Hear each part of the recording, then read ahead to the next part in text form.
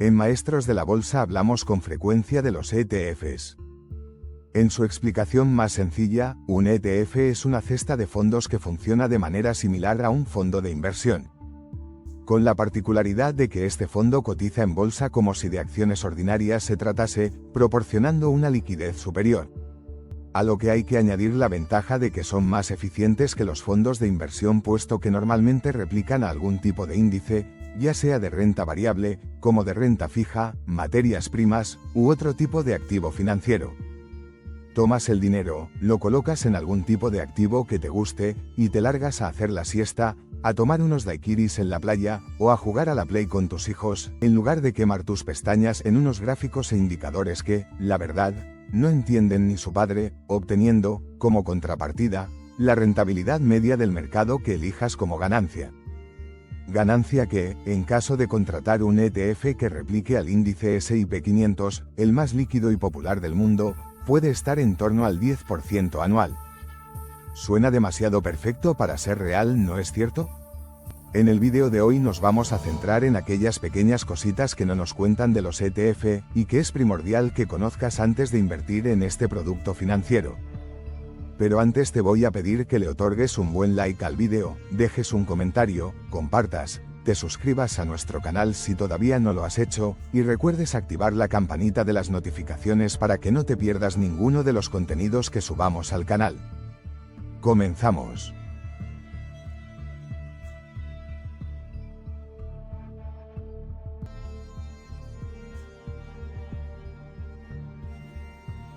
¿Por qué no coinciden siempre las rentabilidades de los índices bursátiles con los resultados obtenidos por los ETF que los replican? Es una muy buena pregunta, y tiene todo el sentido que los inversores se pregunten por qué un ETF que replica un índice no ofrece exactamente la misma rentabilidad que el índice, cuando les han prometido que es así. La primera explicación, la más obvia y la más sobada, son las comisiones. No vamos a extendernos demasiado en este tema para no ser redundantes, pero comentar que, más o menos, los rangos pueden oscilar entre el 0,04% el más bajo, hasta casi un punto porcentual el más alto.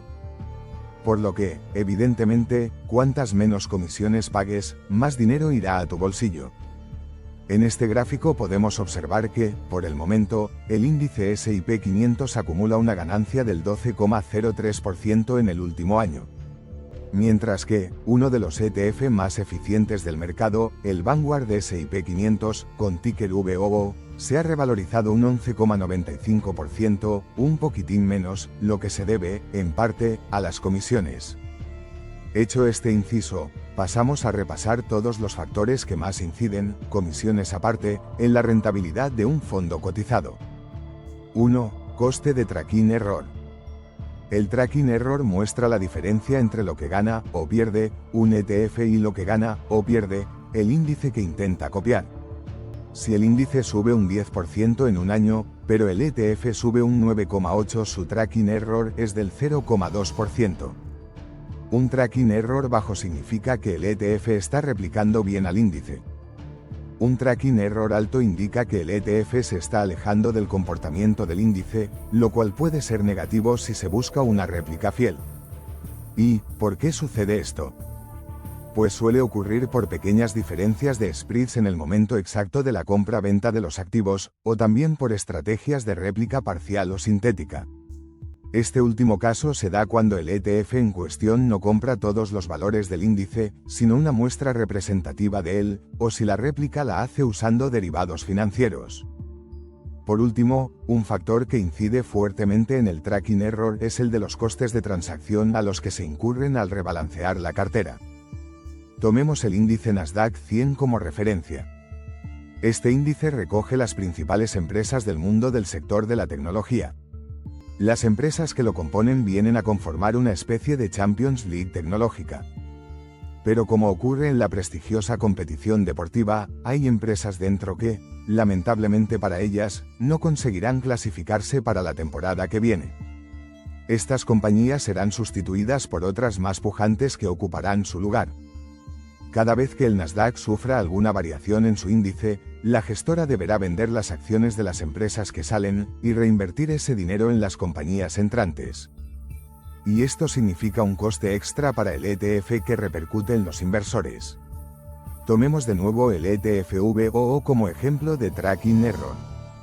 En 2022 el rendimiento del índice fue de un menos 18,10% y el del ETF fue de un menos 18,40%. Mientras que en 2023 el índice subió un 16,5% y el fondo cotizado subió un 16,2%. En ambos casos, la diferencia de rentabilidad fue de tan solo un 0,30%. Lo que deja claro que este ETF es muy eficiente, también en este sentido. 2. Coste derivado del pago de dividendos. Hemos hablado de dividendos en varios vídeos del canal en los últimos tiempos, y te recomendamos que no te los pierdas. Así que te dejo los enlaces en la descripción del vídeo ya que aprenderás mucho de ellos. Podemos clasificar los ETFs de dividendos en dos grandes grupos, Price Returns y Total Returns. La versión Price Returns de un índice es una forma de calcular su rentabilidad sin tener en cuenta los dividendos que pagan las empresas que lo componen. En otras palabras, la versión Price Return de un índice solo mide cuánto suben o bajan los precios de las acciones, y no incluye los dividendos que los accionistas reciben. Imagina que el índice S&P 500 sube un 8% en un año, pero además, las empresas del índice han pagado un 2% en dividendos. La versión Total Return, la que incluye dividendos, mostraría una rentabilidad del 10%. Mientras que la rentabilidad arrojada por la versión Price Return, que no incluye los dividendos, subiría solo el 8%. Para comparar bien un ETF con su índice, usa la versión Total Return del índice, que sí incluye los dividendos. Por otro lado, mencionar que algunos ETF reinvierten los dividendos, y se conocen como ETFs acumulativos, mientras muchos otros los reparten entre los partícipes, lo que se conoce como ETFs distributivos. Si comparas un ETF que reinvierte dividendos con un índice que no los incluye, verás diferencias adicionales. El VOO distribuye dividendos trimestralmente a los accionistas. Estos dividendos pueden variar según las empresas que compongan el índice. Pero el cobro de dividendos puede acarrear gastos adicionales en comisiones, a lo que hay que sumar el coste de pasar cuentas con nuestros socios del fisco. Los fondos cotizados de acumulación, en cambio, no distribuye los dividendos entre los partícipes sino que los reinvierte automáticamente en el fondo, contribuyendo a aumentar el valor del fondo. La reinversión automática puede ser más eficiente fiscalmente en algunos países, generando, adicionalmente, un crecimiento compuesto mucho más eficiente. Imaginemos que inviertes $1000 en el VOO y otros 1000 en un ETF acumulativo del S&P 500. Supongamos que ambos fondos tienen una rentabilidad total anual del 8%, pero el VOO distribuye un 2% en dividendos, mientras que el ETF acumulativo reinvierte ese 2%.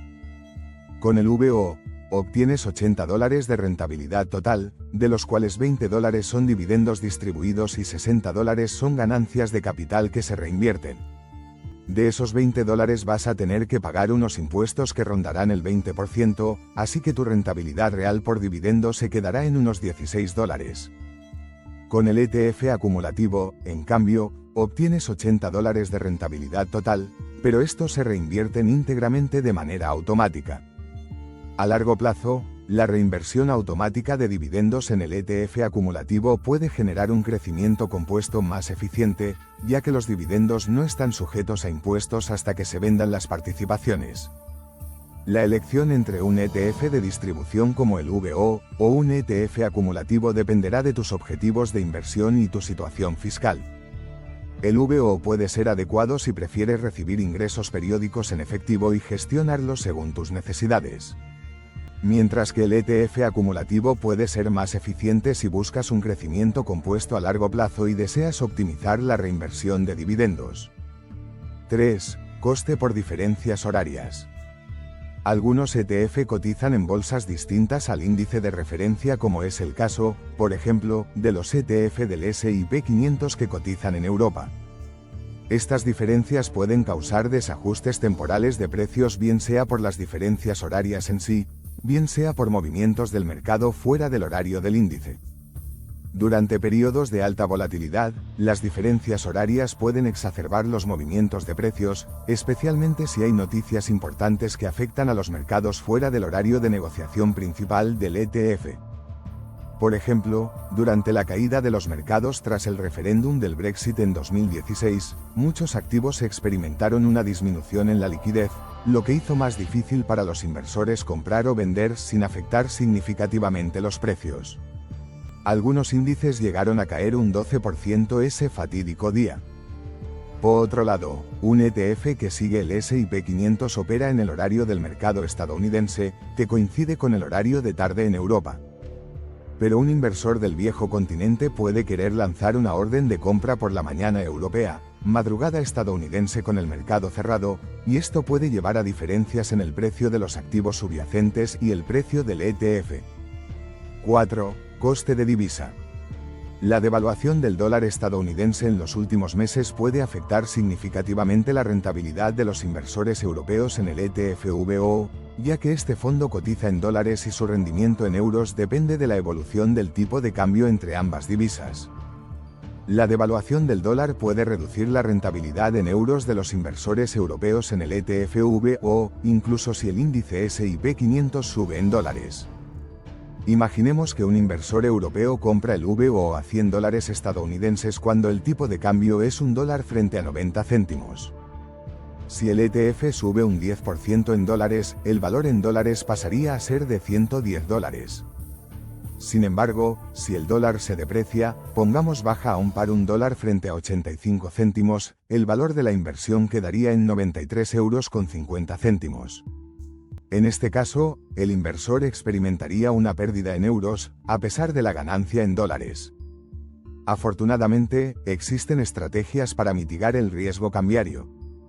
Los inversores europeos pueden considerar las siguientes estrategias para reducir el impacto de la devaluación del dólar. A. Hedging o cobertura cambiaria. Algunos fondos ofrecen cobertura contra el riesgo cambiario, aunque esto puede implicar costes adicionales. B. Invertir en ETFs denominados en euros. Existen ETFs que replican el S&P 500 y están denominados en euros, lo que elimina el riesgo cambiario. Un ETF del S&P 500 denominado en euros es el Amundi S&P 500 UCITS ETF Euro. Gestionado por Amundi, una de las gestoras de activos más grandes de Europa, es un ETF de acumulación.